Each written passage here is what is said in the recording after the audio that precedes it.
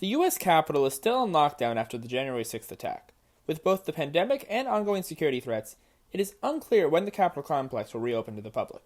Even under these conditions, the legislative process continues. This group of youth activists, the Team Enough and March for Lives DC Youth Lobbying Collective, is hopeful that they can make a difference and get their elected officials to address one of this nation's most pressing issues, gun violence.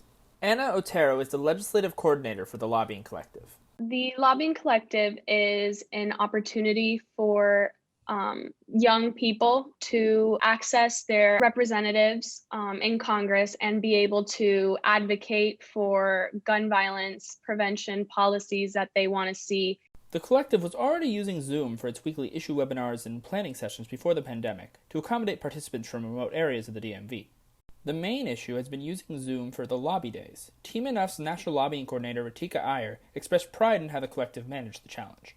We had the first ever, in my knowledge at least, and Team Enough's knowledge, the first ever completely online virtual lobby day where we had over 30 meetings, and our legislative and program lead team for DC was extraordinary. But how likely is legislative victory? Dr. Michael Goff is a political science professor at George Washington University. He's relatively hopeful that GVP legislation could pass, but believes the window of opportunity will be short. The prospect for legislation on gun control and gun prevention, gun violence prevention, is at its best, one of its better points right now. So just the fact there's unified government is a big plus. The fact that that unified government is under Democratic control, the Democratic Party is more committed to addressing gun violence than the Republican Party. So that's a second plus. This is right now, this year is a once in a 10-year window of opportunity to get something done.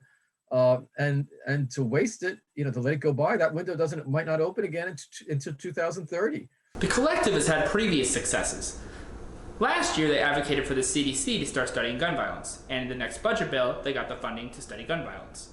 They also advocated for H.R. 8, the Universal Background Checks bill. It passed the House, but died in the GOP-held Senate. This semester, they're going to continue advocating for GVP policies. It will not be easy for the collective to get gun violence prevention passed, but these young activists seem to be up for the challenge. This is Skylar Epstein signing off for Sky's the Limit News.